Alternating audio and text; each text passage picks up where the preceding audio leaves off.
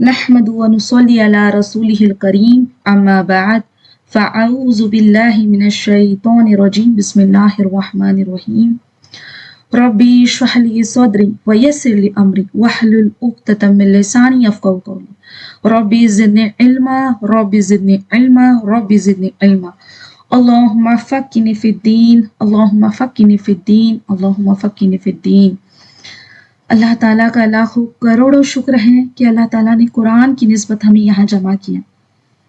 بس اللہ سے دعا ہے کہ اللہ جو بھی ہم یہاں پر آج آیتیں دیکھیں گے جانیں گے بس ہمارے دلوں میں اتار دے اور ہمیں ہماری زندگی میں عمل کرنے والے بنا دے، آمین آمین یا رب العالمین۔ تو تھوڑا سا ریویژن کرتے ہوئے چلتے ہیں۔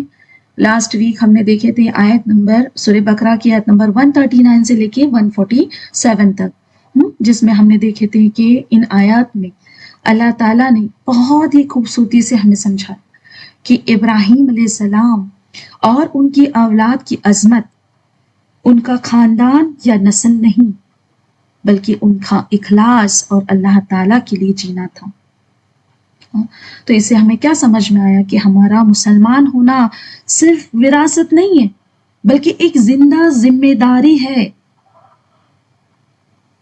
اس کے بعد ان آیتوں سے اللہ تعالیٰ ہمیں یہ بتاتے ہیں کہ قبلے کی تبدیلی صرف ایک رخ بدلنے کی بات نہیں تھی بلکہ یہ دلوں کا امتحان تھا کہ اللہ تعالیٰ دیکھنا چاہتے تھے کہ اللہ تعالیٰ کہ کون اللہ کے حکم کا اعتراض کرتے ہیں اور کون اللہ کے حکم پر لبیک کرتے ہیں۔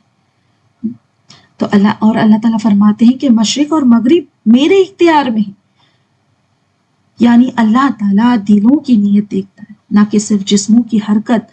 اصل عبادت یہ نہیں کہ ہم کہاں کھڑے بلکہ یہ ہے کہ ہمارا رخ اور ہمارا دل اللہ تعالیٰ کے حکم کی طرف ہے یا نہیں۔ اس کے بعد ہم نے دیکھے کہ اللہ تعالیٰ نے مسلمانوں کو امتی وسط کہا، جو صرف ایک لقب نہیں بلکہ ایک بہت ہی بڑی ذمہ داری اور عزت ہے۔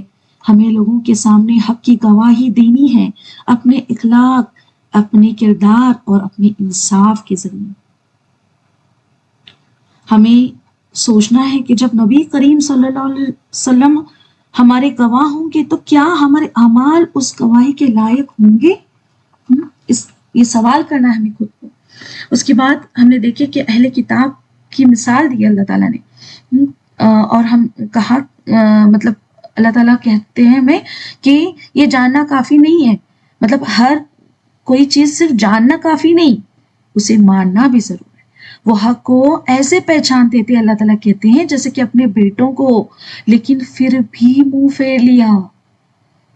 آج ہم بھی کیا کر رہے ہیں دیکھو نا، ہم سب جانتے ہیں ہمارے دین کے بارے میں، ہم سب جانتے ہیں اللہ کون ہے، اللہ تعالیٰ کون ہے، اس کے بعد نبی کریم صلی اللہ علیہ وسلم کون ہے، پھر ہمارا قرآن کیا کہتا ہے، بہت ساری چیزیں آج کل ہم سب کچھ جانتے ہیں، لیکن پھر بھی جاننے کے باوجود بھی ہم کیا کرتے ہیں، ان ساری چیزوں سے منہ پھیر لیتے ہیں۔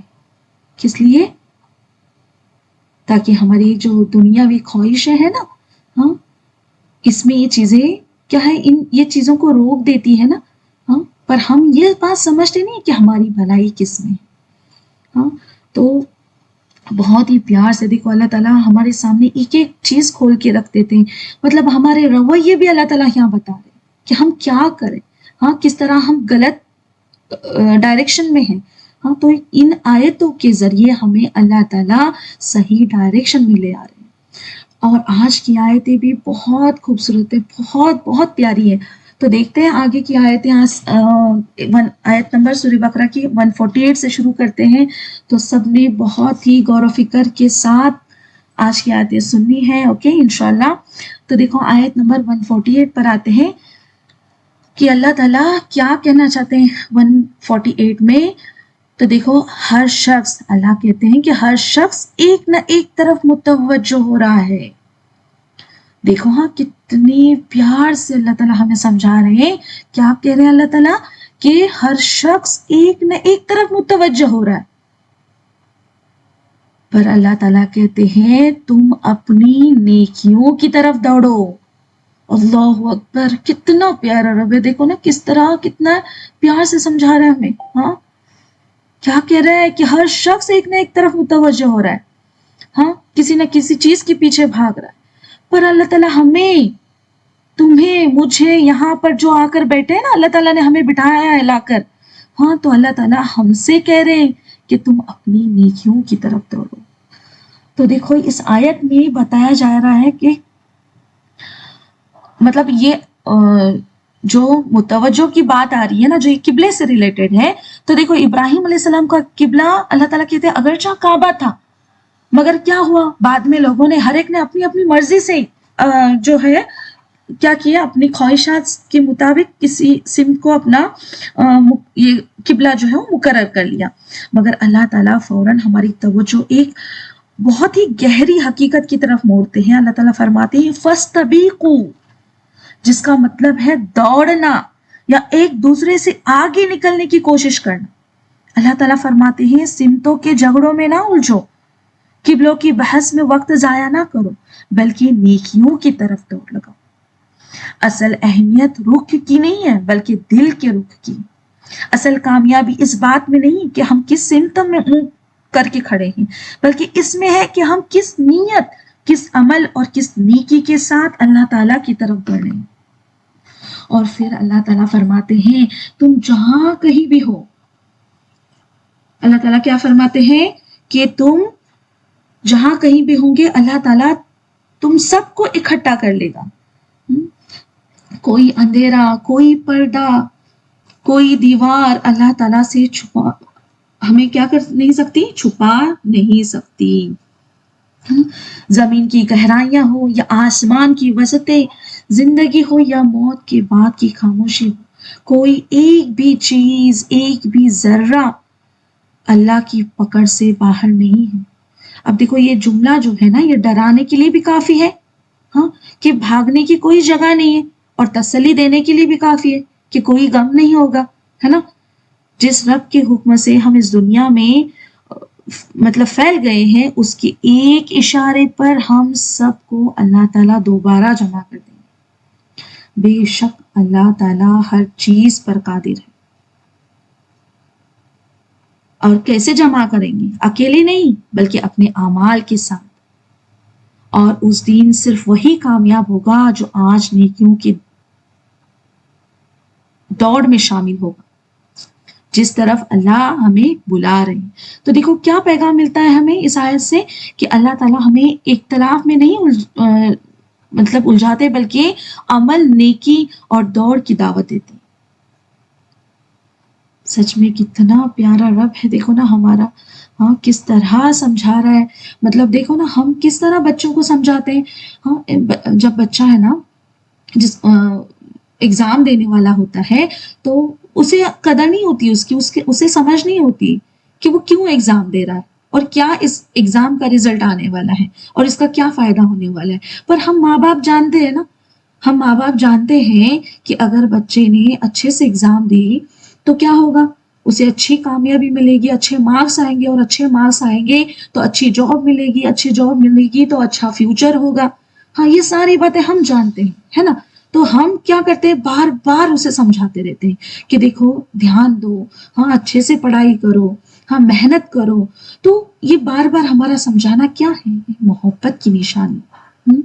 بھلا ہم چاہتے ہیں ہمارے بچوں کی بھلائی، اس لیے ہمیں بار بار مطلب اس طرح کی نصیحتیں دیتے رہتے ہیں.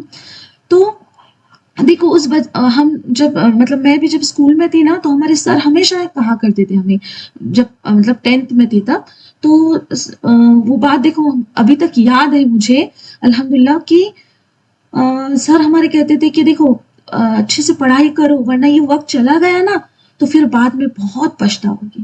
اور وہ ایک کہاوت کہتے تھے کہ اب پچھتاوے سے، پھر بعد میں آپ کو لگے گا کہ اب پچھتاوے سے کیا فائدہ جب چڑیا چگ گئی تھی. مطلب اب تو سب ختم ہو گیا، ہاں رزلٹ آ گیا اور اس میں ناکامیاب ہو گئے، ہاں تو پھر بعد میں پچھتاوے سے کیا فائدہ. نہ ہی وہ وقت لوٹ کر آئے گا، ہاں نہ ہی وہ پل آئیں گے لوٹ کر کہ پھر سے ہمیں وہ موقع ملے گا، ہے نا. تو پھر بھی میری بہنوں دنیا میں موقع ملتے ہیں، ایک بار فیل ہوئے تو پھر سے ہم ایگزام دے سکتے ہیں، لیکن سوچئے کہ ایک بار یہاں سے چلے گئے تو پھر وہاں جا کر بہت مشکل ہے، مشکل مطلب ناممکن ہے کہ ہم پھر سے لوٹے اور پھر سے، اور کہا جاتا ہے نا اللہ تعالیٰ ہمیں بتاتے ہیں، یہ بھی رویے بتاتے ہیں ہمارے کہ کیا کریں گے ہم، ہاں وہاں جانے کے بعد بھی اللہ تعالیٰ سے ایک مہلت مانگیں گے، ہاں کہ اللہ تعالیٰ ایک موقع دے دو، ایک موقع دے دو، ہاں لیکن ختم، جب آگ بند ہو جاتی ہے نا سب ختم ہو جاتی ہے، سب چانسز ہمارے جو ہے نا وہ ختم ہو جاتے ہیں۔ تو بہت ضروری ہے کہ ہم زندگی میں ہی اپنے ان باتوں کو سمجھیں، اور دیکھو یہاں اللہ تعالیٰ ہمیں ایک ایک بات سمجھا رہے ہیں، تو ایک ایک بات یہ ذہن میں اتارنی ہے ہمارے، اور اس پر عمل کرنے والے بننا ہے ہمیں۔ تو آج تو دیکھو نا، آج ہم کیا کر رہے ہیں، ہاں آج ہم بس دولت کے پیچھے بھاگ رہے ہیں نا، شہرت کے پیچھے، مال کے پیچھے، نام، رتبہ، پہچان، کریئر، ہاں ان سب کے پیچھے بھاگ رہے ہیں، اسی میں الجھے ہوئے نا، اور ہم اسی کو سکسیس سمجھ رہے ہیں، یہ کامیابی ہے، ہاں مطلب یہی کامیابی ہم سمجھ رہے ہیں، مگر ہمیں پتہ ہی نہیں کہ اصل سکسیس کیا ہے۔ اسی لیے اللہ تعالیٰ ہمیں سمجھا رہے ہیں یہاں پر، ہاں ہم نہیں سمجھتے نا ہماری مطلب ہماری خیر، یا ہم کیا کہیں گے ہماری سکسیس کس چیز میں ہے، یہ ہم نہیں سمجھتے نا اصل سکسیس، ہاں تو یہاں اللہ تعالیٰ ان آیتوں کے ذریعے ہمیں سمجھا رہے ہیں، ہاں کہ نیکیوں کی طرف دوڑ لگاؤ، کیونکہ وہی دوڑ آخرت میں کام آنے والی۔ ابن قیم فرماتے ہیں کہ انسان کا دل جس طرف متوجہ ہوتا ہے نا اس کی پوری شخصیت اس طرف ڈھل جاتی ہے۔ اگر ہمارا رخ صرف دنیا ہے نا تو ہم پوری طرح دنیا میں کھو جائیں گے، لیکن اگر ہمارا رخ اللہ کی طرف اور اللہ کی رضا کی طرف ہے، ہاں تو کیا ہوگا پھر زندگی کا ہر قدم، ہر کوشش، ہر دوڑ جو ہے وہ نیکیوں کے راستے سے ہو کر گزرے گی۔ تو اس کا مطلب یہ ہے کہ جب رخ اللہ کی رضا کی طرف ہو جاتا ہے تو اللہ بھی راضی ہوتا ہے، آخرت بھی کامیاب ہو جاتی ہے اور دنیا بھی سنبھل جاتی ہے۔ تو دین کا جب ہم کام کرنے لگتے ہیں نا تو اس کا مطلب ہے کہ باقی سارے کام آسان ہو جاتے ہیں ہمارے، لیکن اگر ہم دین کو چھوڑ کر دنیا میں لگ جاتے ہیں نا تو مشکلیں، پریشانیاں، ہاں ان ساری چیزوں میں ہم گھرے رہتے ہیں، اور ہمیں خود کو ہی سمجھتا نہیں کہ کیوں ہم پریشان ہیں، کیوں ان مشکلوں میں گھرے ہوئے ہیں۔ تو اس بات کو اللہ تعالیٰ ہمیں یہاں پہ سمجھا رہے ہیں، تو یاد رکھنا ہمیں کیا کرنا ہے، اللہ تعالیٰ کیا بتا رہے ہیں کہ اپنی نیکیوں کی طرف دوڑ لگاؤ۔ اوکے، اس کے بعد میں دیکھو آگے آیت نمبر 149 میں اللہ تعالیٰ فرماتے ہیں کہ آپ جہاں سے نکلیں اپنا منہ مطلب نماز کے لیے مسجد حرام کی طرف کر لیا کریں، یعنی یہ حق ہے آپ کی رب کی طرف سے، جو کچھ تم کر رہے ہو اس سے اللہ تعالیٰ باخبر ہے۔ تو دیکھو یہاں پر کیا اللہ تعالیٰ کہہ رہے ہیں، اب یہ حکم کیوں بار بار دہرایا جا رہا ہے، اس کی وجہ یہ ہے کہ یہ بات کلیئر ہو جائے یا پختہ ہو جائے کہ جو قبلہ ہے، ہاں اس کا حکم جو ہے مطلب کعبے کی طرف جو کیا گیا، مسجد حرام کی طرف، یہاں پہ دیکھو نا مسجد حرام کی طرف کہا گیا، خاص کعبہ نہیں کہا گیا، کیوں؟ کیونکہ ہم لوگ پھر وہ عمارت کو دیکھ کے ہم لوگ اس پہ متوجہ ہوتے تھے نا، اس لیے وہ پورے مرکز کی طرف کہا گیا ہے، ہاں تاکہ وہاں پر بھی شک و شبہ نہ رہے۔ ابن کثیر رحمۃ اللہ علیہ کے مطابق یہ صرف الفاظ کی تکرار نہیں ہے، بلکہ اللہ تعالیٰ نے اس حکم کو اتنا مضبوط کر دیا کہ کسی کو شک، الجھن یا بہانہ بنانے کا موقع نہ ملے، یعنی اب ہر حال میں نماز کا قبلہ جو ہے، نماز میں جو قبلے کی طرف کیا کرنا ہے، ہمیں رک کر نماز پڑھنا لازم ہے۔ تو یہ کیا ہے، کلیئر حکم اللہ تعالیٰ ہمیں یہاں دے رہے ہیں۔ اوکے، اس کے بعد میں دیکھو امام قرطبی رحمۃ اللہ علیہ فرماتے ہیں کہ یہ جو لفظ خرجتا ہے نا، مطلب کہ تم نکلے، خاص طور پر سفر کی حالت کی طرف اشارہ کرتا ہے، مطلب کہ یہ ہمیں یہاں پہ بتایا جا رہا ہے کہ جب بھی ہم کوئی بھی مطلب مومن دنیا کی کسی بھی کونے میں ہو، چاہے وہ ہجرت میں ہو، تجارت میں ہو یا اجنبی ملک میں ہو، اس کی روحانی جڑیں جو ہے نا اور اس کا رخ ہے نا، وہ ہمیشہ اپنے مرکز کعبہ سے جڑا ہو، اپنے قبلے سے جڑا ہو۔ ہاں، مطلب کہ تم جہاں سے بھی نکلو، چاہے تم غموں کے سفر میں ہو یا خوشیوں کے شاہراہ پر ہو، چاہے تم اپنے گھر کی چوکھٹ چھوڑ رہے ہو یا کسی انجان شہر کی بھیڑ میں کھوئے ہوئے، اپنا رخ ہمیشہ حق کی طرف رکھنا۔ دنیا تمہارے قدم ڈگمگائے گی، حالات تمہارے نظریات جو ہے نا یہ بدلنا چاہے گی، مگر تمہارا رب فرماتا ہے کہ میری طرف سے یہ جو ہے وہ حق ہے، اسے تھام لو۔ کیونکہ جب تم تنہائی کے اندھیرے میں ہوتے ہو نا، یا جب دنیا کی نظروں سے دور کسی کونے میں ہوتے ہو، تو یاد رکھنا وہ رب دیکھ رہا ہے، وہ تمہارے ظاہری رخ سے زیادہ تمہارے دل کے ارادوں کو جانتا ہے، وہ غافل نہیں ہے، نہ تمہارے سجدوں سے، نہ تمہارے آنسوؤں سے، اور نہ ہی تمہاری اس خاموش کوشش سے جو تم اسے راضی کرنے کے لیے کرتے ہو۔ تو یہاں پر دیکھو ہمیں ایک قصہ بتاتی ہوں کہ جو مطلب یہاں پہ جو ہمیں بتایا جا رہا ہے اس کی ایک مثال ہے حضرت خبیب بن عدی رضی اللہ تعالیٰ عنہ۔ ہاں، ان کی شہادت میں یہ ہمیں مثال نظر آتی ہے، جہاں ایک انسان نے آخری سانس تک ظاہراً بھی اور باطناً بھی حق کا ساتھ نہیں چھوڑا۔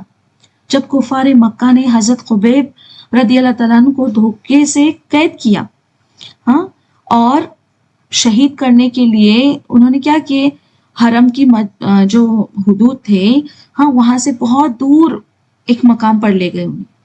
تو یہ وہ لمحہ تھا جب عام انسان کیا کرتا، خوف، گھبراہٹ اور کمزوری کا شکار ہو جاتا، مگر حضرت خبیب رضی اللہ تعالیٰ عنہ نے موت کے بالکل سامنے کھڑے ہو کر مطلب جلادوں سے صرف 2 رکعت نماز کی اجازت مانگی۔ یہ 2 رکعت نماز وقت گزارنے یا موت کو مؤخر کرنے کے لیے نہیں تھی، بلکہ یہ اس بات کا اعلان تھی کہ ان کا ظاہری رخ بھی اللہ کی طرف ہے اور ان کا باطنی یقین بھی اس پر قائم ہے۔ نماز کے بعد انہوں نے وہ تاریخی کچھ اشعار کہے، دیکھو کیا کہتے ہیں وہ، کہ مجھے پرواہ نہیں کہ میں کس کروٹ پر یا کس سمت پر گروں، جب تک کہ میرا قتل اللہ کی راہ میں اور اسلام کی حالت میں۔ مطلب جس کا معنی یہ ہے کہ انہیں اس بات کی کوئی پرواہ نہیں کہ وہ کس کروٹ پر گرائے جائیں، بس شرط یہ ہے کہ ان کی شہادت اللہ کی راہ میں ہو اور اسلام کی حالت میں ہو۔ اس لمحے حضرت خبیب رضی اللہ تعالیٰ عنہ جسمانی طور پر دشمنوں کی قبضے میں ضرور تھے، مکہ سے دور اور تنہائی میں ضرور تھے، مگر ان کا دل جو تھا نا اور جو نیت تھی، اس کی سمت جو تھی وہ یہی تھی جس کا حکم اللہ تعالیٰ نے دیا، یعنی کہ حق،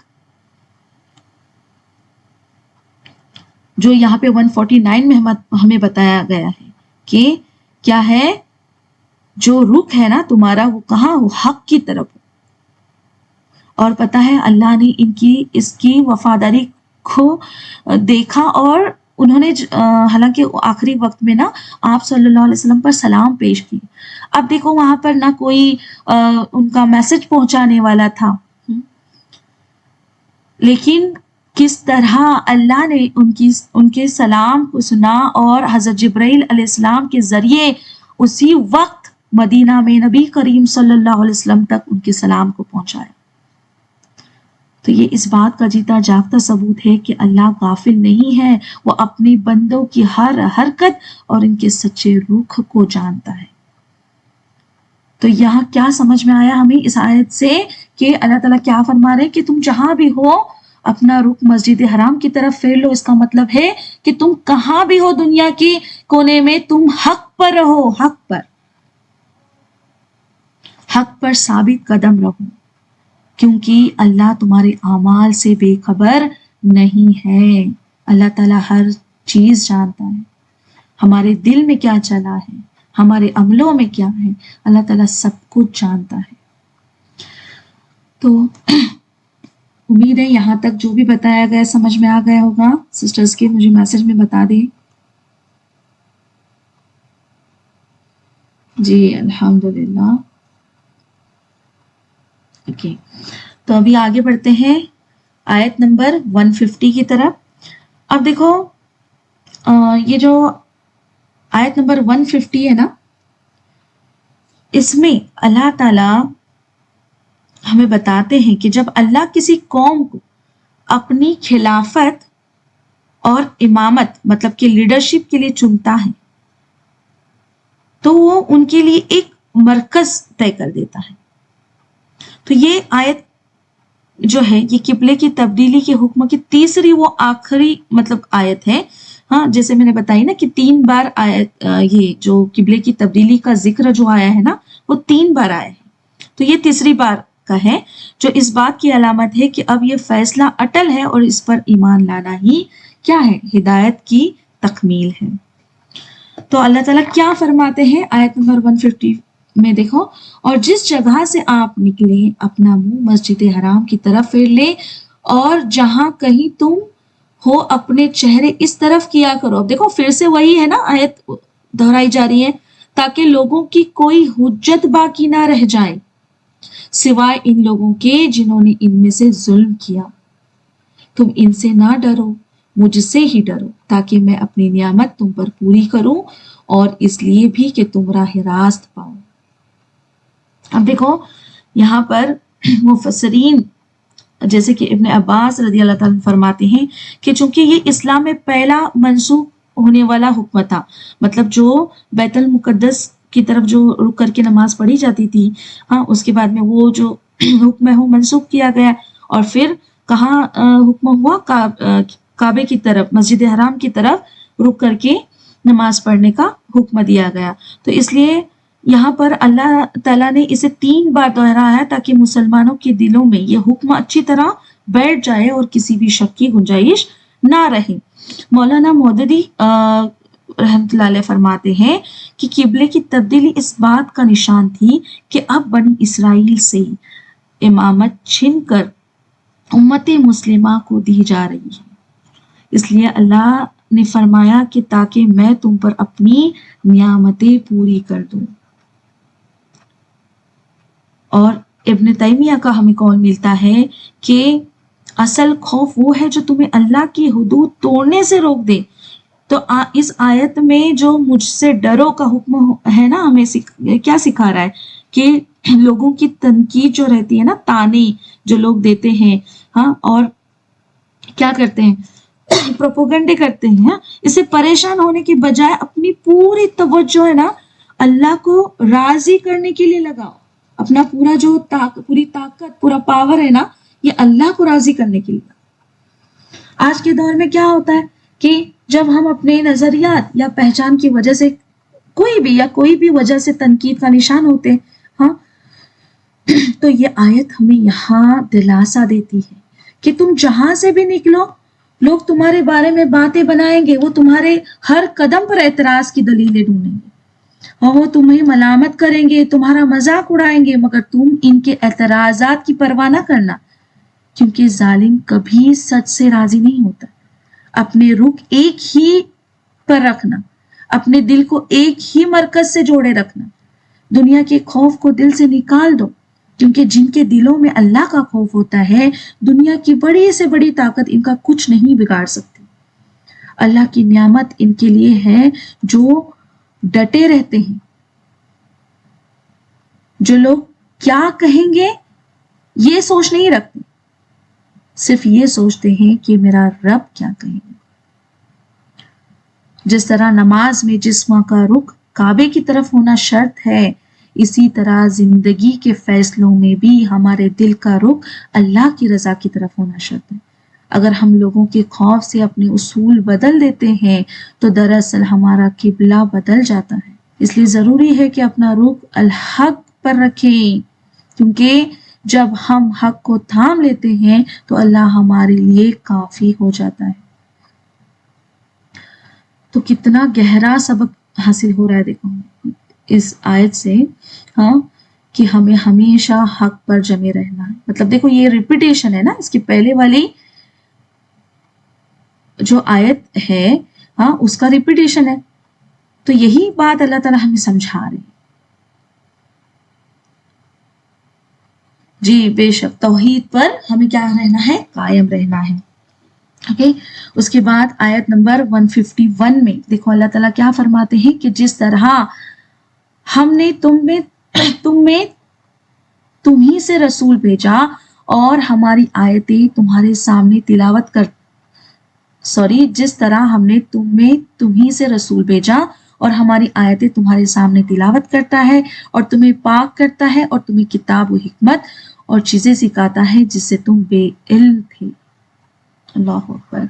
دیکھو اب یہ آیت جو ہے اس میں حضرت ابراہیم علیہ السلام کی جو دعا ہم نے دیکھے تھے نا، ہاں اس کا یہ جواب ہے. مطلب جو دعا ہمیں سورہ بقرہ کی آیت نمبر 129 میں ملتی ہے، جس میں اللہ تعالیٰ کیا فرماتے ہیں کہ جب ابراہیم علیہ السلام نے دعا کی کیا کی تھی کہ اے ہمارے رب انہی میں سے رسول بھیج جو ان کے پاس تیری آیتیں پڑھیں، انہیں کتاب و حکمت سکھائیں اور انہیں پاک کریں.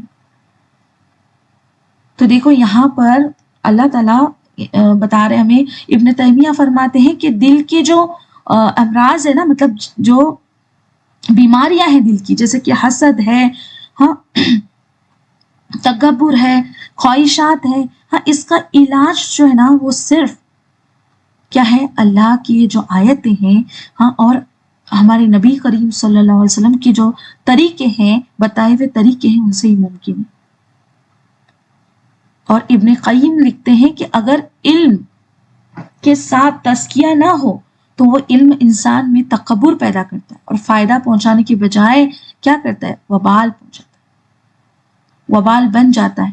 تو یہاں پر دیکھو کس طرح سے ہمیں اللہ تعالیٰ بتا رہے کہ کیا کرو. یہاں پہ 4 چیزیں بتائی گئی ہیں. یہ کیا ہے، یہ آپ صلی اللہ علیہ وسلم کی مشن کا حصہ ہے. کیا ہے وہ 4 چیزیں، کیا بتایا اللہ تعالیٰ، بتا رہے ہمیں تلاوت،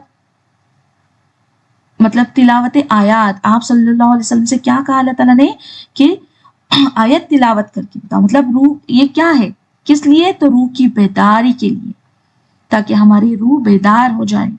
ہاں اس کے بعد میں تزکیہ کرنے کے لیے کہتے ہیں اللہ تعالیٰ. تزکیہ مطلب کیا، برے اخلاق اور شرک کی گندگی سے دل کو صاف کرنا. ہاں اور اس کے بعد تعلیم کتاب، مطلب کہ قرآن کی احکامات کو سمجھانا. اور پھر چوتھا ہے حکمت، مطلب کہ سنت نبوی اور زندگی گزارنے کا ایک گہرا فہم یا انڈرسٹینڈنگ ہم کہیں گے. تو ان 4 چیزوں کو اللہ تعالیٰ نے ہمارے سامنے رکھا ہے. یہ 4 چیزیں جو ہیں وہ نبی کریم صلی اللہ علیہ وسلم کے مشن کا حصہ ہے. ہاں جو اللہ تعالیٰ نے آپ صلی اللہ علیہ وسلم کو حکم دیا کہ وہ کیا کرے، آیت تلاوت کر کے بتائے، تزکیہ کرے اور تعلیم کتاب اور حکمت سے کام لے. تو اب دیکھو یہاں پر جو تزکیہ کا لفظ آتا ہے نا، ہاں اس کی اگر ہم ایک مثال دیکھتے ہیں نا، تو ایک زندہ اور دل کو ہلا دینے والی تصویر حضرت مصعب بن عمیر رضی اللہ تعالیٰ عنہ کی زندگی سے ہمیں ملتی ہے. اور ہم جانتے ہیں کہ وہ مکہ کے ان نوجوانوں میں سے تھے جن کے لیے آسائشیں جو تھی، خوبصورتی اور آرام، سب کچھ حاضر تھا. مطلب وہ اتنی امیر تھے اور سب کچھ ان کے پاس تھا. مطلب بولتے ہیں نا ہر طرح کی فیسلٹیز ہم کہیں گے، اچھے فیسلٹیز، ہاں اور اچھی چیزیں ان کے پاس ہی، قیمتی لباس تھے، بہترین خوشبوئیں اور ناز و نام میں پلی ہوئی زندگی تھی ان کی. مگر جب انہوں نے نبی کریم صلی اللہ علیہ وسلم سے قرآن سنا اور آپ صلی اللہ علیہ وسلم کی صحبت میں دل کا تزکیہ پایا. تزکیہ مطلب کیا، پیوریفیکیشن. تو ان کے اندر ایک ایسی روشنی اتر گئی جس نے ساری ترجیحات بدل دی. جب انہوں نے اسلام قبول کیا اس کے بعد مصعب بن عمیر رضی اللہ تعالیٰ عنہ نے وہ سب کچھ چھوڑ دیا جو کبھی ان کی شان سمجھا جاتا تھا. ماں کی محبت، گھر کی آسائشیں اور دنیاوی آرام سب پیچھے رہ گئے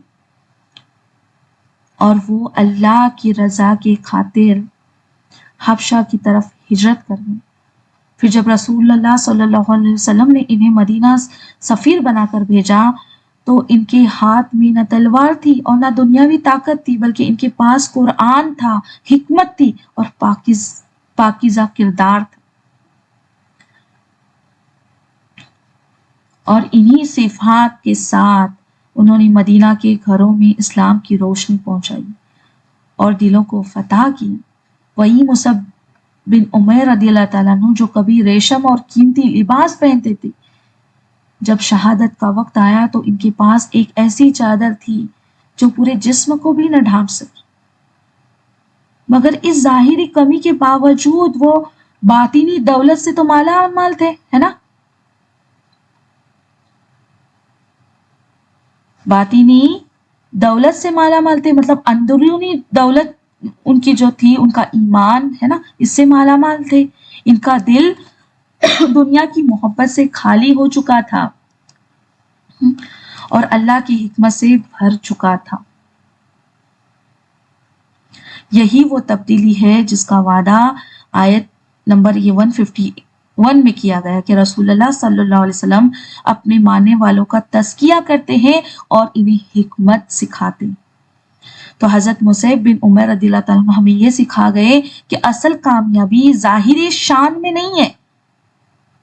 آج تو ہم لوگ یہی سوچتے ہیں نا کہ میں دکھوں گی کیسے، ہاں میرے کپڑے کیسے ہونے چاہیے، پورا ہماری توجہ اسی میں ہوتی ہے.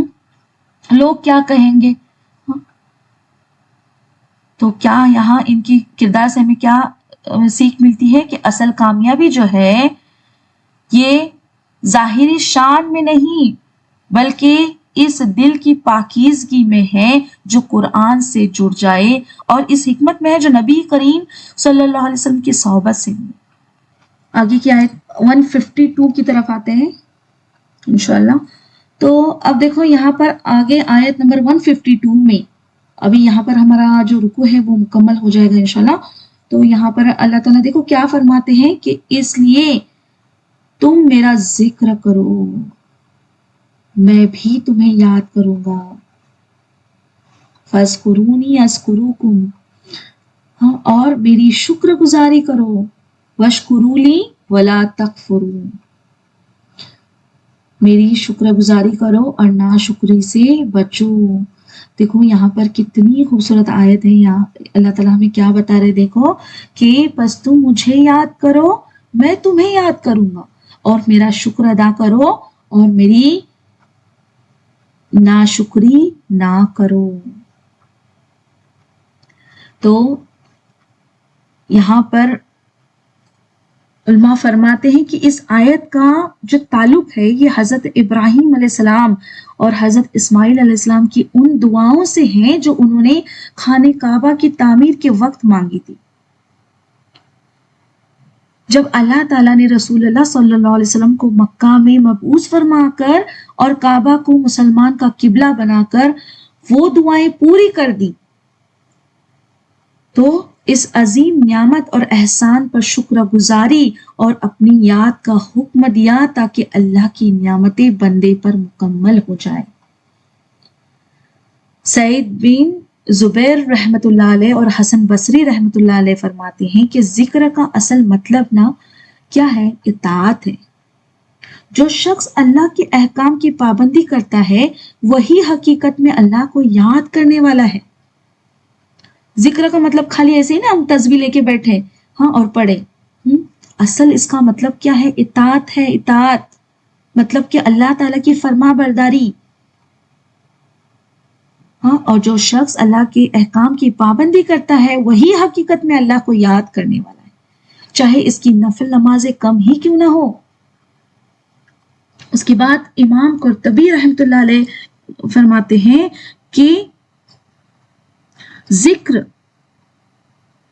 قلب کی مطلب دل کی بیداری کا اصل ہے اور زبان جو ہے یہ اس کی ترجمان ہے.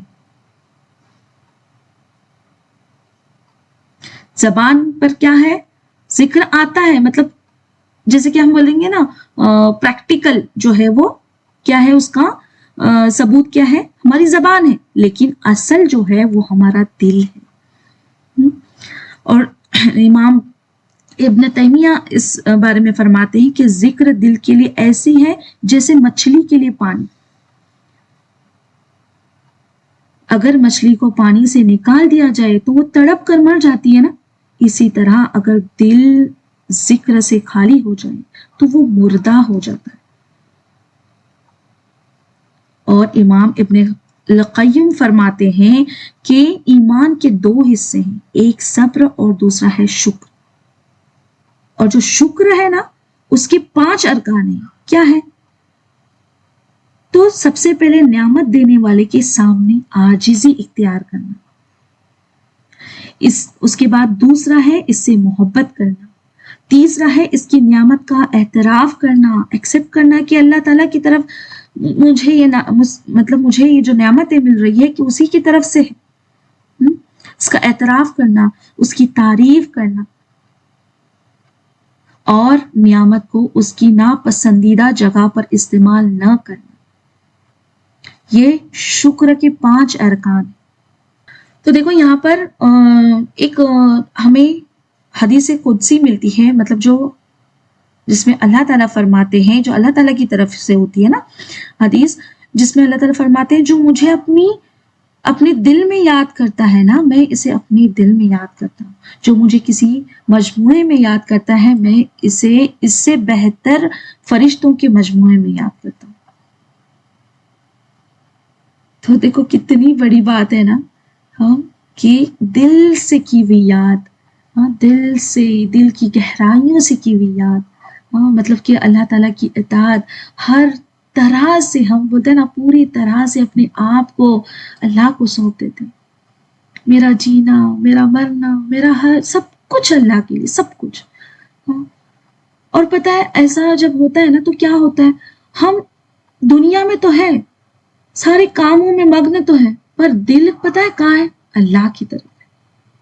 ہر وقت ہر پل اللہ کا خیال ہوتا ہے ہمیں. تو اسی لیے کہتے ہیں نا کہ بھاگ بھاگ کر عبادت کرنے والے بننا ہے ہمیں، مطلب کہ ایسے ہی ہم اپنے کام بھی کر رہے ہیں، سب ہمارے فرض جو ہے نا جتنے بھی فرائض ہیں ہمارے وہ سب ادا کرنے ہیں، اس میں کوتاہی نہیں کرنی ہمیں، وہ بھی کر رہے ہیں، لیکن پھر بھی ہم کیا کر رہے ہیں؟ بھاگ بھاگ کر عبادت کریں اللہ تعالیٰ کی. مطلب کہ جب بھی موقع ملے نا بس اللہ کو یاد کر رہے ہیں، اللہ تعالیٰ کو یاد کرنا ہے. تو اس طرح سے اتنا دل کو سکون ملتا ہے نا، اتنا سکون ملتا ہے دل کو الحمدللہ. پھر میں بتائیں نا جیسے کہ کیا ہوتا ہے، پھر ہمارے ہر کام میں ہمیں اللہ تعالیٰ یاد آتا ہے. ہر کام دنیا کے لیے تو ہم کام کر رہے ہیں، پکا رہے، سب کام انجام دے رہے، لیکن دل کی ڈور جو ہے وہ کہاں کنیکٹ ہو چکی ہے؟ اللہ کی طرف الحمدللہ. تو دیکھو ایک قصہ سناتی ہوں کہ ایک بزرگ تھے ابو عثمان، انہوں نے دعویٰ کیا کہ وہ جانتے ہیں کہ اللہ انہیں کب یاد کرتا ہے. تو لوگوں نے پوچھا کہ انہیں کیسے پتا ہو سکتا ہے نا. تو انہوں نے پتہ ہے کیا کہا، قرآن کا وعدہ ہے کہ جب بندہ اللہ کی طرف متوجہ ہوتا ہے تو اسی لمحے کائنات کا مالک اسے یاد فرمانے لگتا ہے. تو یہ ایک بات ہمیں پتہ چلتی ہے نا کہ کب اللہ تعالیٰ یاد کرتے ہیں، جب ہم اللہ تعالیٰ کو یاد کرتے ہیں تو اللہ تعالیٰ بھی ہمیں یاد کرتا ہے. اور ایک قصہ مشہور ہے کہ جس میں ایک بادشاہ تھا، اس کی انگلی کٹ گئی. تو اب اس کا جو ایک وزیر تھا جو بہت صابر تھا، اس نے کیا کہا، الحمدللہ اس میں خیر ہوگی. اب ہم تو یہ بات سمجھتے نہیں نا، الحمدللہ مطلب کچھ غلط ہونے پر کوئی الحمدللہ بولے تو ہم تو غلط سمجھ بیٹھتے ہیں نا. تو ویسے ہی بادشاہ بھی غلط سمجھ بیٹھا اور غصے میں آ گیا، اور اس نے کیا کیا کہ وہ جو وزیر تھا اسے قید کر دیا. لیکن بعد میں بادشاہ کو کیا ہوا کہ وحشیوں نے پکڑ لیا. मतलब जंगली जो वहशी रहते हैं ना, उन्होंने एक मौके पर पकड़ लिया और वहां पर क्या हुआ, वो जैसे कि हम बोलते हैं ना क्या कहते हैं उसे, कुर्बानी, हाँ, मतलब उनको ऐसा इंसान चाहिए था वो जो बेऐब हो, हाँ, और उसकी वो कुर्बानी देना चाहते थे। लेकिन जब बादशाह की उंगली जो थी वो कटी हुई देखी, हाँ, तो उन्हें लगा कि इसमें तो क्या है, ऐब है, इसलिए उसे छोड़ दिया। तब बादशाह को एहसास हुआ कि उंगली का कटना इसे मौत से बचा गया, और जो वजीर कैद हुआ था ना, हाँ, उसे वैश्यों का लुकमा बनने से बचाया। तो मतलब ये जो हिकमत थी ना अल्लाह ताला की, ये उसकी समझ में आ गई। तो आज भी क्या होता है, हम लोग क्या करते हैं, जो भी नियामतें हाँ हमें मिली नहीं है, उस पर हम आगे बढ़ते हैं, है ना। जो नहीं है इंसान के पास, उसके पीछे इंसान पड़ा रहता है और रोता मरता रहता है, हाँ। लेकिन जो मौजूद है, ये चीजें समझ में नहीं आती इंसान की, वो ओझल रहती है। तो दिल की यही बेतवज्जी जो है, ये सुकून जो है ना हमारा, ये छीन लेती है।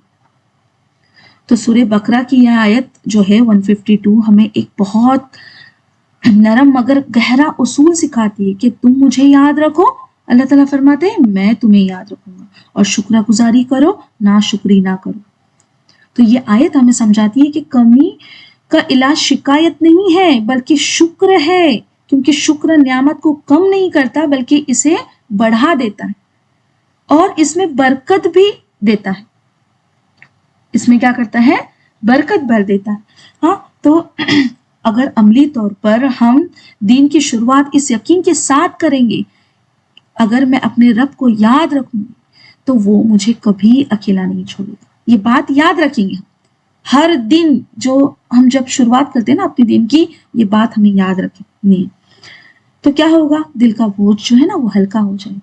जब जबान शुक्र से तर हो और दिल अल्लाह की याद से जुड़ा हो तो वो नियामतें भी काफी लगने लगती है जो पहले कम महसूस होती थी। और यही शुक्र की ज्यादती है और यही वो राज है जिसे अल्लाह कमी को भी रहमत में बदल देता है।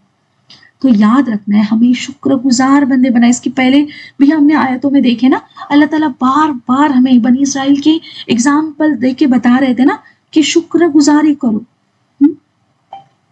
तो यहाँ पर देखो हमें एक बात याद रखनी है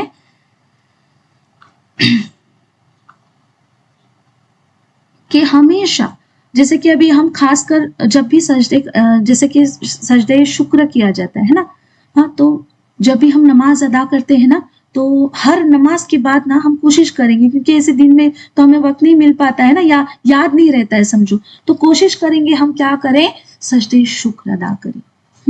या देखो सजदे शुक्र जो है ना, ये कभी भी हमें जब भी कोई बात याद आए, जब भी हमें याद आए कि अल्लाह ताला की कितनी नियामतें हैं मुझ पर, हाँ, हर एक जर्रा जर्रा अल्लाह ताला का दिया हुआ है, जो जिसका जो एहसान है हम नहीं अदा कर सकते ना, नहीं चुका सकते।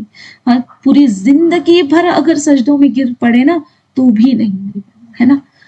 तो बस अल्लाह ताला का लाखों करोड़ों शुक्र है, हर चीज जो उसने हमें अता की। तो बस इसके लिए हम क्या करेंगे, हमेशा क्या करेंगे, नमाजों में, नमाज मतलब कंप्लीट होती है ना, या फिर हर नमाज के बाद सजदे शुक्र करने की कोशिश करेंगे, ताकि हमें वो आदत, मतलब हमारी आदत बन जाए और हम याद से अल्लाह ताला का हर बार शुक्र अदा करें, अल्लाह ताला के शुक्रगुजार बंदे बने। हाँ, उसके बाद में देखो आगे आयत नंबर 53 की तरफ आते हैं, जिसमें अल्लाह ताला फरमाते हैं। अब देखो ये जो आयत है ना, यहाँ पर अल्लाह ताला जो मुसीबतें हैं, जो परेशानियां हैं, जो जहनी दबाव है, इसके लिए हमें ना एक बहुत बड़ा हथियार देते हैं अल्लाह ताला, बहुत बड़ा नुस्खा देते हैं, जिसमें अल्लाह ताला ने कामयाबी का एक फॉर्मूला रखा है। हाँ, तो ये फॉर्मूला अगर हम अपनी जिंदगी में अपनाएंगे ना, अप्लाई करेंगे ना, तो इंशाल्लाह सारी मुश्किलों का हल हमें मिल जाएगा। अब देखो क्या अल्लाह ताला फरमाते हैं कि ऐ ईमान वालों, सब्र और नमाज के जरिए से मदद चाहो। اللہ تعالیٰ صبر والوں کا ساتھ دیتا ہے. اللہ اکبر، کتنی بڑی بات ہے نا. دیکھو ہاں، آیت نمبر یہ 152 میں یہ جو شکر کا حکم دینے کے بعد دیکھو اللہ تعالیٰ صبر اور نماز کا حکم دیتا ہے. اس کی پہلی والی آیت میں کیا بتایا اللہ تعالیٰ نے؟ ہاں بیٹا میں ہاں ٹائم ہے. تو اللہ تعالیٰ 152 آیت میں کیا بتایا ہمیں؟ شکر کرو. ہاں، اور اب اللہ تعالیٰ ہمیں بتا رہے ہیں کہ صبر اور نماز کا یہاں حکم دے رہے، کیونکہ انسان کی زندگی میں یا تو نعمت ہوتی ہے جس پر شکر کرنا ہے، یا آزمائش ہوتی ہے جس پر صبر کرنا ہے نا. امت مسلمہ کو جب عالمی امامت کی ذمہ داری دی گئی تو یہ واضح کرنا ضروری تھا کہ یہ راستہ کانٹوں سے بھرا ہے اور اس میں خوف، بھوک اور نقصانات کا سامنا کرنا پڑے گا، جس کے لیے صبر اور نماز ہی بہترین سہارا ہے. ہاں، تو یہاں پر بھی دیکھو علماء فرماتے ہیں کہ اس آیت کی روشنی میں صبر کی 3 بنیادی قسمیں ہمیں ملتی. وہ کیا ہے کہ اللہ کی عبادت اور اطاعت پر جمے رہنا. ہاں، اور اس کے بعد ملتا ہے کہ گناہوں کی طرف مائل کرنے والی خواہشات کے سامنے اپنے نفس کو روکنا. اور تیسرا ملتا ہے کہ تکلیفوں اور اچانک آنے والی مصیبتوں پر شکوہ نہ کرنا اور اللہ کے فیصلے پر راضی رہنا. تو یہ دیکھو کتنے بنیادی اصول ہمیں اس آیت سے ملتے ہیں الحمدللہ. اس کے بعد دیکھو یہاں پر اور علماء کو قول ملتا ہے ہمیں کہ دین میں قیادت مطلب کہ امامت صرف صبر اور یقین کے ذریعے حاصل ہوتی ہے. آپ مطلب جو علماء ہیں وہ فرماتے ہیں کہ آزمائشیں جو ہے نا یہ سردی اور گرمی کی طرح ہے. اب جب انسان جان لیتا ہے کہ یہ تو آنی ہے، اب جو موسم ہے سردی یا گرمی کا یہ تو آتا ہی ہے نا، ہاں چلا جاتا ہے لیکن پھر سے آتا ہی ہے. ہاں، تو اگر یہ ہماری سمجھ میں آ جائے کہ یہ جو آزمائشیں ہیں یہ سردی اور گرمی کی طرح ہے اور یہ آنی ہی ہے، تو ان سے ہم کیا کریں گے؟ صبر حاصل کریں گے. اور نماز کو صبر کے ساتھ اس لیے جوڑا گیا کیونکہ نماز خود صبر کی ایک عملی تصویر ہے، جس میں انسان کھانا پینا بولنا اور اپنی مرضی کی حرکات چھوڑ کر اللہ کے حکم کے سامنے کیا کرتا ہے؟ جھک جاتا ہے نا. دیکھو نا ہم کتنے بیزی رہتے ہیں نا، دن میں کتنے کام رہتے ہیں ہمارے، لیکن جب وقت ہوتا ہے تو کیا کرتے ہیں؟ سب کام چھوڑ کر ہم نماز کے لیے جاتے ہیں. مطلب کہ اس وقت ہم نے کیا کیے؟ صبر کیے. اس وقت پر صبر کیے، اپنے کام کو روکے. حالانکہ مطلب ایسا تھا کہ مجھے تو کام کرنا تھا، وہ کمپلیٹ کرنا تھا، ہاں، لیکن نہیں، ہم اس کام کو چھوڑ کر نماز پڑھنے چلے گئے. تو نماز بھی ایک صبر کی مثال ہے، ہاں ایگزامپل ہے. تو اب دیکھو نا آج کے دور میں کیا ہوتا ہے، ہاں انسان پریشان اور اس کے بعد میں ذہنی تناؤ ہے. ہاں، تو اس کے لیے یا جتنی بھی پریشانیاں ہماری زندگی میں، اس کے لیے ہاں یہ کیا ہے؟ روحانی تھیراپی ہے ہمارے لیے. نماز جو ہے نا یہ روحانی تھیراپی دیتی ہے. تھیراپی لیتے ہیں نا ہم لوگ، ہاں باڈی میں کچھ بھی تکلیف ہے تو جا کے تھیراپی لیتے ہیں، مساج کی کچھ مشینیں ہوتی ہے نا، تو یہ اس طرح سے ہم کیا کرتے ہیں؟ تھیراپیز لیتے ہیں. تو اسی طرح نماز ہے نا، نماز یہ ہماری مشکلوں کی تھیراپی، روحانی تھیراپی ہے ہماری. تو جب تمہاری ہمتیں، جب ہم سب کی ہمتیں کیا ہے؟ جواب دینے لگیں، ہاں جب دنیا کی دوڑ میں ہم تھک جائیں اور جب ہمیں لگے کہ ہمارا کوئی سننے والا نہیں ہے، تو اب اپنے رب کے سامنے ہمیں کیا کرنا ہے؟ مصلی بچھانا ہے، ہاں، اور نماز ادا کرنی ہے. کیونکہ نماز ہمیں دنیا کی یہ جو جھمیلے ہیں نا اس سے کیا کرے گی؟ ہاں ایک بریک دے گی، ہمارے دماغ کو پرسکون کرے گی اور دل کو مضبوط کرے گی. تو صرف صبر کافی نہیں تھا یہاں پر، اس لیے اللہ تعالیٰ نے نماز کو ساتھ رکھا تاکہ ہمیں معلوم ہو کہ ہم اکیلے صبر نہیں کر رہے، ہمارا رابطہ کائنات کے مالک سے جڑا ہوا ہے. اور یاد رکھنا ہے کہ جب اللہ کسی کے ساتھ ہے، مطلب مع الصابرین ہو جائے، تو پھر پوری دنیا کی مخالفت بھی اس کا بال جو ہے وہ پاکا نہیں کر سکتی، ہے نا. اس کے بعد میں اب یہاں پر دیکھو ایک ہمیں واقعہ ملتا ہے کہ جب حضرت عبداللہ بن عباس رضی اللہ تعالیٰ عنہ جب انہیں مطلب ایک سفر میں تھے اور جب ان کے بھائی کی انتقال کی مطلب خبر انہیں ملی، تو یہ خبر سن کر آپ رضی اللہ تعالیٰ نے فوراً اپنی اونٹنی کو روکا اور نماز ادا کی. جب آپ رضی اللہ تعالیٰ عنہ نماز سے فارغ ہوئے تو اپنی سواری کی طرف واپس آئے اور اسی آیت مطلب یہ 153 آیت کی تلاوت کی، استعینوا بالصبر والصلاۃ. تو دیکھو نا یہ واقعہ کیا سکھاتا ہے کہ صحابہ رضی اللہ تعالیٰ عنہ کے لیے نماز صرف ایک فریضہ نہیں تھی، بلکہ وہ اسے اپنی زندگی کے دکھوں کا مرہم سمجھتے تھے. جب الفاظ ختم ہو جائیں اور درد حد سے بڑھ جائے تو نماز وہ مقام ہے جہاں بندہ اپنے خالق سے طاقت لیتا ہے. ٹھیک ہے، تو یاد رکھنا نماز کیا ہے، نماز اور صبر ہمارے لیے طاقت ہے، طاقت، ہاں، ہر پریشانی کا حل ہے. اوکے، انشاءاللہ تو آج سے ہم ضرور اس بات کو اپنے ذہنوں میں فکس کریں گے کہ جب بھی مشکل، کوئی بھی مصیبت، کوئی بھی مشکل آئی، بس ہمیں اللہ کی طرف کیا کرنا ہے، رخ کرنا ہے، نماز ادا کرنی ہے اور اللہ سے مدد مانگنی ہے انشاءاللہ. اس کے بعد اب آگے پڑھتے ہیں آیت نمبر 154 کی طرف. اب دیکھو اس میں اللہ تعالیٰ فرماتے ہیں، اور جو اللہ کی راہ میں مارے جائیں انہیں مردہ نہ کہو بلکہ وہ زندہ ہیں، لیکن تمہیں ان کی زندگی کا شعور نہیں ہے. اللہ تعالیٰ نے دیکھو یہاں مسلمانوں کو حکم دیا کہ جو لوگ اللہ کے دین کی سربلندی کے لیے اپنی جان قربان کر دیتے ہیں نا، انہیں مردہ نہ کہنا. انہیں مردہ کہنا غلط ہے، اگرچہ ظاہری طور پر ان کا جسم کیا ہے، ختم ہو چکا ہے، ہاں، لیکن روح کے اعتبار سے وہ ایک ایسی زندگی پا لیتے ہیں جس کی لذت اور حقیقت تک عام انسانی عقل نہیں پہنچ سکتی.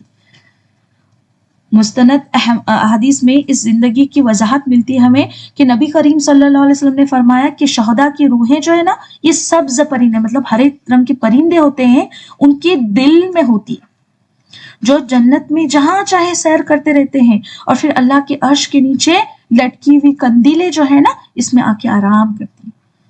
تو یہ اس بات کی، ہاں، عرش کے نیچے، تو اس بات کی دلیل ہے کہ شہادت فنا نہیں ہے بلکہ ایک اعلیٰ درجے کی بقا ہے، اعلیٰ درجے کا مقام ہے. اس کے بعد میں دیکھو ابن تیمیہ فرماتے ہیں نا کہ میری دشمن میرا کیا بگاڑ سکتی، میری جنت تو میرے سینے میں جو ہر جگہ میرے ساتھ رہتی، اگر وہ مجھے قید کرے تو وہ میری خلوت ہے، مطلب میرا جو اکیلا پن ہے اور اللہ سے مناجات کا ذریعہ، مطلب میں اکیلا جب ہوتا ہوں تو وہ کیا ہے، میرے اللہ سے رابطے کا ذریعہ ہے. اگر مجھے ملک سے نکال دیں تو وہ میری سیاحت ہے، ہاں، اور اگر مجھے قتل کر دیں تو یہ میرے لیے شہادت ہے. تو یہ سوچ اس بات کی مطلب بات کی طرف ہمیں عکاسی کرتے ہیں کہ مومن کے لیے شہادت ایک اصل میں فتح ہے، ایک اصل میں جیت ہے. شہادت اللہ کی طرف سے اپنے بندے کے لیے ایک انعام ہے. جب اللہ کسی کو اپنے راستے میں چنتا ہے تو اسے مادی دنیا کی یہ جو تنہائی ہے نا، اسے نکال کر اپنی ابدی قربت میں جگہ دیتا ہے. انسان سب سے زیادہ نقصان اور موت سے ڈرتا ہے نا، تو یہ آیت ہمیں سکھا رہی ہے کہ اگر مقصد اللہ کی رضا ہو تو موت بھی زندگی بن جاتی ہے. جب انسان کا رخ سچا ہو تو وہ مطلب حق پر ہو تو وہ دنیا کی بڑی سی بڑی طاقت کے سامنے نہیں جھکتا. اس کے بعد میں تو دیکھو یاد رکھنا ہے ہمیں اس بات کو کہ شہیدوں کا مقام کیا ہے، بہت ہی اعلیٰ ہے. ہاں، اس کے بعد آیت نمبر 155 میں دیکھو اللہ تعالیٰ فرماتے ہیں کہ اور ہم کسی نہ کسی طرف تمہاری آزمائشیں ضرور کریں گے. دیکھو یہ بہت ہی گہرا سبق دینے والی آیت ہے ہمیں. اللہ تعالیٰ فرماتے ہیں اور ہم کسی نہ کسی طرح تمہاری آزمائشیں ضرور کریں گے، دشمن کے ڈر سے، بھوک پیاس سے، مال و جان اور پھلوں کی کمی سے، اور ان صبر کرنے والوں کو خوشخبری دے دیجیے. اللہ اکبر. تو یہاں دیکھو آزمائش کی یہاں پر 5 شکلیں بتائی گئی ہمیں. ہاں یہاں پر اللہ تعالیٰ 5 چیزوں کا ذکر کر رہے ہیں جن کے ذریعے انسان کو آزمایا جاتا ہے. کون سی ہے وہ چیزیں؟ ہاں خوف مطلب کہ دشمن کا ڈر، مستقبل کا مطلب فیوچر کا ڈر، یا کسی بھی قسم کی ذہنی بے چینی ہمیں رہتی ہے نا، ہمیں خوف رہتا ہے کسی نہ کسی چیز کا. ہاں تو وہ ڈر ہو. اس کے بعد میں بھوک، الجو کہا گیا ہے. ہاں مطلب کہ فقر و فاقہ جو ہوتا ہے، ہاں معاشی مطلب پیسوں کی کمی، ہاں پیسوں کی تنگی یا قحط ہو. ہاں اس کے بعد میں مال کا نقصان. تیسری چیز کیا بتائی ہے اللہ تعالیٰ نے؟ مال کا نقصان مطلب کہ کاروبار میں خسارہ ہو یا چوری ہو جائے، ہاں یا جمع پونجی جو ہے وہ ختم ہو جائے. ہاں اس طرح سے کچھ نہ کچھ ذریعے سے بزنس میں کچھ نہ کچھ مسئلہ ہو جائے، ہاں اس میں نقصان ہو. تو اس کے بعد میں جان کا نقصان، اپنوں کی موت، ہاں بیماری یا اللہ تعالیٰ کی راہ میں شہادت. ہاں اس کے بعد میں پھلوں کی کمی کا ذکر کرتا ہے اللہ تعالیٰ. اور اس مطلب کیا؟ تو زراعت جیسے کہ کسی کی کھیتی باڑی ہو یا کسی کا بزنس ہو، اس میں نقصان ہو جائے، ہے نا. تو یہ ساری چیزیں جو ہے اللہ تعالیٰ فرماتے ہیں کہ کچھ نہ کچھ بشیء من، اللہ تعالیٰ کیا فرما رہے ہیں؟ کچھ نہ کچھ، یعنی یہ آزمائش اتنی زیادہ نہیں ہوگی کہ انسان انہیں برداشت نہ کر سکے گا، بلکہ یہ انسان کے ایمان کو بولتے ہیں نا ایک کندن یا جو ہے وہ ڈائمنڈ بنانے کے لیے ہوگی. ہاں کہ اس کا ایمان کا لیول جو ہے نا وہ بڑھ جائے. اب آج کے دور میں کیا ہوتا ہے کہ انسان معاشی تنگی اور ذہنی دباؤ کا شکار ہو جاتا ہے. ہاں تو اس کے لیے دیکھو نا یہ آیت کتنی دلاسا دے رہی ہے کہ تمہارا رب تمہیں پہلے ہی بتا چکا ہے. مطلب اب یہاں آیتوں سے ہم جان چکے ہیں نا. ہاں تو یہ راستہ کیا اللہ تعالیٰ بتا رہے کہ یہ راستہ جو ہے نا یہ آسان نہیں ہوگا. کبھی خوف تمہارے دروازے پر دستک دے گا، کبھی بھوک تمہاری ہمت آزمائے گی، اور کبھی تمہیں ان چیزوں سے جدا کیا جائے گا جن سے تم سب سے زیادہ محبت کرتے. مگر ان سب تکلیفوں کے پیچھے ایک عظیم خوشخبری بشارت چھپی ہے. یہ آزمائشیں تمہیں توڑنے کے لیے نہیں ہے، بلکہ تمہیں تمہارے رب کے ساتھ عطا کرنے کے لیے ہے. اللہ اکبر. جب دنیا تمہیں تنہا چھوڑ دے اور تمہاری تمام کوششیں ناکام ہوتی نظر آئیں تو مایوس نہ ہونا، کیونکہ جب تم صبر کرتے ہو تو کائنات کا مالک فرماتا ہے میں تمہارے ساتھ ہوں.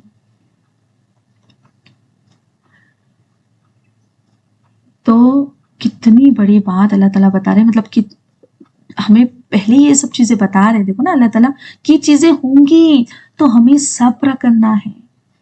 ہاں صبر ایوب ہم جانتے ہیں نا، ہاں کہ کس طرح ہاں انہیں اللہ تعالیٰ نے کتنا مال و دولت سے نوازا تھا، پھر ان پر اتنی آزمائشیں آئی، ہاں آزمائشوں کے پہاڑ ٹوٹے ان پر، ہاں کہ ان کا سب کچھ ختم ہو گیا، مال دولت اولاد. ہاں اور اس کے ساتھ ساتھ ان کی صحت اس حد تک خراب ہوئی کہ پورا جسم بیماری کی زد میں آ گیا. ہاں اس حال میں بھی آپ کی زبان پر صرف اللہ کا ذکر تھا. اور جب ان کی زوجہ نے عرض کیا کہ آپ تو اللہ کے نبی ہیں، دعا کیوں نہیں کرتے؟ تو آپ نے فرمایا میں نے 80 سال تندرستی میں گزارے، کیا اب میں اللہ سے یہ مطالبہ کروں کہ وہ فوراً میری تکلیف دور کر دے؟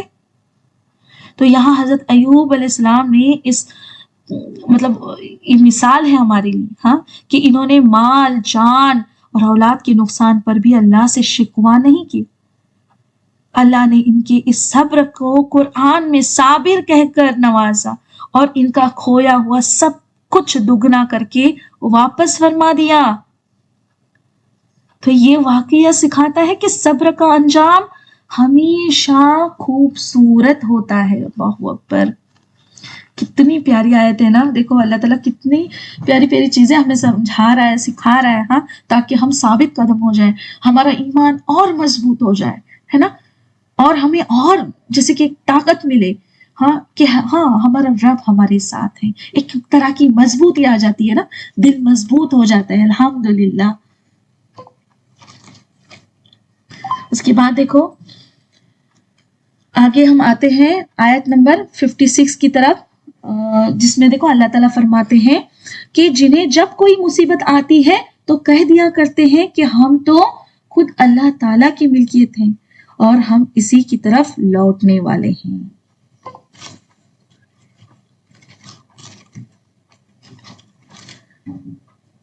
तो देखो यहाँ पर जब इंसान पर कोई तकलीफ आती है ना, खौफ जानी हो या माली हो, तो अल्लाह ताला ने इसका हल इन दो जुमलों में रख दिया। देखो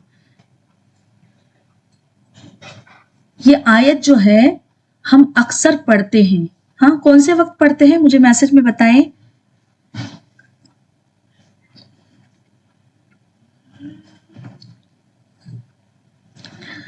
इन्ना लिल्लाहि व इन्ना इलैहि राजिऊन कब पढ़ते हैं हम?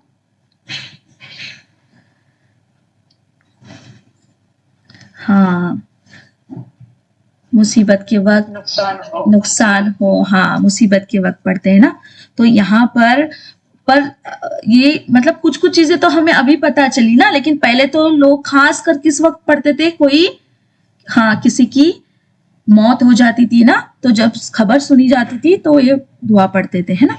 लेकिन यहाँ पर ये जो है आयत ये किसके लिए है? हाँ क्या कहा जा रहा है कि कुछ भी नुकसान हो, माली नुकसान या जानी नुकसान, हाँ तो अल्लाह ताला ने इसका हल इन दो जुमलों में रखा है। हाँ इन्ना लिल्लाहि व इन्ना इलैहि राजिऊन। इन्ना लिल्लाहि मतलब हम अल्लाह ही के हैं। तो ये जो एहतराफ है ना कि हमारी जान, हमारा माल, हमारी औलाद और यहाँ तक कि हमारा वजूद, ये भी हमारी अपनी मिल्कियत नहीं है बल्कि अल्लाह की दी हुई अमानत है। जब हकीकी मालिक अपनी अमानत वापस लेता है तो बंदे को शिकायत का कोई हक नहीं पहुंचता। और इन्ना इलैहि राजिऊन मतलब कि हम इसी की तरफ लौटने वाले हैं। ये इस सच्चाई का इजहार है कि ये दुनिया आर्जी है और हर नुकसान का असल बदला इस खालिक के पास है, जिसकी तरफ हमें एक दिन वापस जाना है। आज जब इंसान को यकीन हो जाता है ना कि वो अल्लाह की मिल्कियत है और इससे अपने मालिक ही के पास जाना है, तो इसके दिल से चीजों की जो छिन जाने का डर है ना वो खत्म हो जाता है। तो ये आयत देखो इंसान को दुनियावी चीजों की गुलामी से आजाद करके अल्लाह की बंदगी में ले आती है। वो मुसीबत जो तुम्हें अल्लाह की तरफ मोड़ दे इस नियामत से बेहतर है जो तुम्हें अल्लाह की याद से गाफिल कर दे। इनके मतलब देखो ये जो अल्फाज है ये क्या है, ये बहुत ही ताकतवर है, हाँ जो क्या करते हैं इंसान को ना उम्मीदी के अंधेरों से निकालती है ना, और उम्मीद की तरफ बढ़ाती है। तो ये आयत बहुत ही इंपॉर्टेंट है हमारे लिए कि हर मुश्किल, हर मुसीबत में हमें क्या करना है, इसकी जो है वो तिलावत करनी है। तो देखो अभी आगे आयत नंबर 157 की तो समझ में आई ना यहाँ तक की जो भी आयतें हमने लिए, अल्हम्दुलिल्लाह। हाँ तो देखो आगे आयत नंबर 157 में अल्लाह ताला फरमाते हैं कि इन पर इनके रब की नवाजिशें और रहमतें हैं और यही लोग हिदायत याफ्ता है। और एक बहुत बड़ी खुशखबरी देखो अल्लाह ताला हमें दे रहे हैं। क्या कह रहे हैं कि इन पर इनके रब की नवाजिशें और रहमतें हैं और यही लोग क्या हैं, हिदायत याफ्ता है। अब याद है कि हम सूरे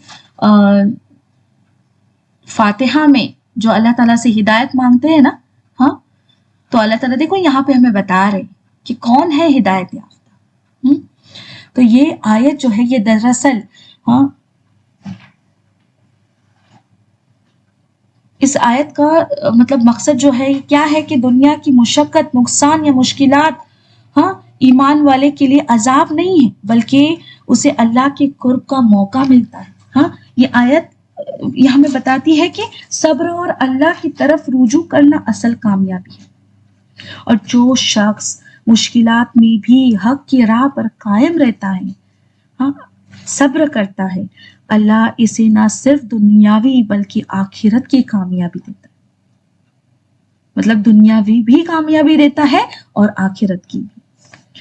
اور مفسرین فرماتے ہیں کہ جب اللہ تعالیٰ اپنے بندے پر صلوات، یہاں پہ آیا ہے نا صلوات ورڈ، ہاں، تو جب صلوات بھیجتا ہے تو اس کا مطلب ہے کہ وہ فرشتوں کی محفل میں اپنے اس صابر بندے کی تعریف فرماتا ہے اور اسے گناہوں سے پاک کر دیتا ہے. رحمت سے مراد یہاں پر یہ ہے کہ خاص عنایت ہے جو بندے کے زخموں پر مرہم رکھتی ہے اور اسے دنیا اور آخرت کی اذیتوں سے بچاتی ہے.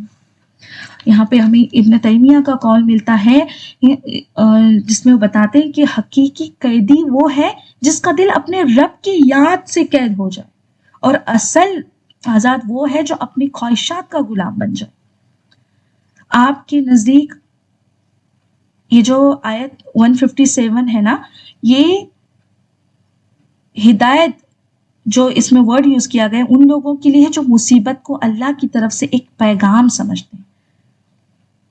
ہاں، اور ان کا ایک اور قول ہمیں ملتا ہے، وہ مصیبت جو تمہیں اللہ کی طرف رجوع کرنے پر مجبور کر دے اس نعمت سے بہتر ہے جو تمہیں اللہ کی یاد سے غافل کر دے.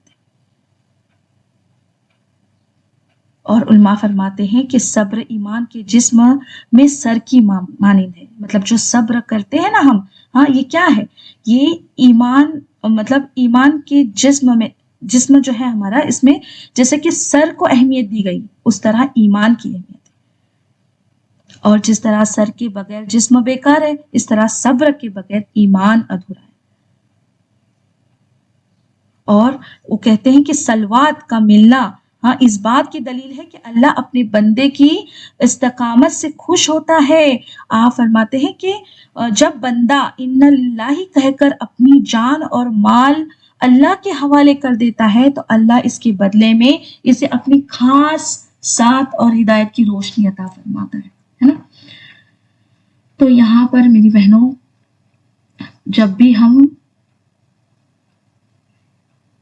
مطلب صبر کرتے ہیں تو یاد رکھنا ہے اس بات کا کہ اس کا بہت ہی بڑا انعام ہمیں ملنا. یہ صبر جو ہے یہ ضائع نہیں ہوگا. آج تو ہم ان چیزوں پر چھن جانے پر روتے ہیں نا، جن کے ہم کبھی مالک تھے ہی نہیں. تو یہاں میں یہ آیت ہے نا، یہ یاد دلاتی ہے جب تم یہ مان لیتے ہو کہ تم اور تمہاری ہر شے اللہ کی ہے تو پھر نقصان کا غم مٹ جاتا ہے اور اس کی جگہ اللہ کی رحمت لے لیتی. تو یاد رکھنا ہے کہ جو بھی ہے، مطلب اس کی پہلی والی آیت اور یہ آیت، ہاں، ایک ساتھ میں اگر ہم لیں تو ہمیں یہ بات سمجھ میں آتی ہے کہ جو کچھ بھی ہے وہ اللہ تعالیٰ کا ہے. اور اسی لیے ہر چیز پر ہمیں صبر کرنا ہے اور اس صبر کا انعام بے شک ہمیں ملے گا، کیونکہ اس کا انعام دینے والا کون ہے؟ اللہ رب العالمین ہے، جو پوری کائنات کا رب ہے نا. تو امید ہے کہ جتنی بھی آیتیں ہم نے آج یہاں پر دیکھے اچھے سے سمجھ میں آ گئی ہوگی، اور ان آیتوں کو ہم ضرور یاد رکھیں گے، انشاءاللہ نوٹ ڈاؤن کر کے رکھیں گے کہ یہ آیتیں کس طرح دلاسا دینے کے لیے نا، ہمیں جب بھی مشکلیں آئیں گی، پریشانیاں آئیں گی تو ان آیتوں کی تلاوت کریں گے ہم، تو یاد رہے گا ہمیں کہ ہاں میرا رب ہے. ہاں، چاہے کتنی ہی مشکلیں کیوں نہ ہو، میرا رب میرے ساتھ ہے. اور جب اللہ تعالیٰ کا ساتھ مل جاتا ہے نا تو وہ ایک طرح کی ایسی طاقت، ایسی پاور آ جاتی ہے نا ہمیں، پھر ساری مشکلیں چھوٹی لگنے لگتی، ساری مشکلیں، سارے کام چھوٹے لگنے لگتے. اوکے، تو انشاءاللہ یاد رکھیں گے. اور بس اللہ سے دعا کرتے ہیں کہ اللہ ہمیں نیکیوں میں ایک دوسرے سے آگے نکلنے کی توفیق عطا فرما، ہمیں نیکیوں کی طرف دوڑ لگانے والے بنا دے اللہ۔ ہمارے دل ہمیشہ تیرے ذکر سے بھرے رہیں، ہماری زبانیں تیری شکر سے تر رہیں، اور ہمیں نعمتوں کی ناشکری سے محفوظ رکھ اللہ۔ یا اللہ، زندگی کی ہر پریشانی اور تنگی میں ہمیں صبر کرنے والا اور نماز کو سہارا کرنے والا بنا دے، کیونکہ تو ہی صبر کرنے والوں کا حقیقی ساتھی ہے۔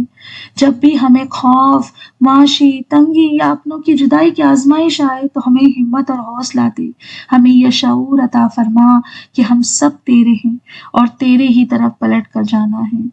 ہمیں ان خوش نصیبوں میں شامل کر جو تیرے فضل، تیرے رحمت اور تیری ہدایت کے مستحق ہیں اللہ تعالیٰ۔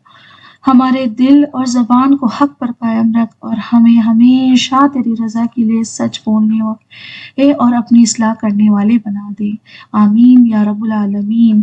بے شک اللہ کے سوا کوئی معبود نہیں، وہی سب سے بڑا مہربان اور رحم والا ہے۔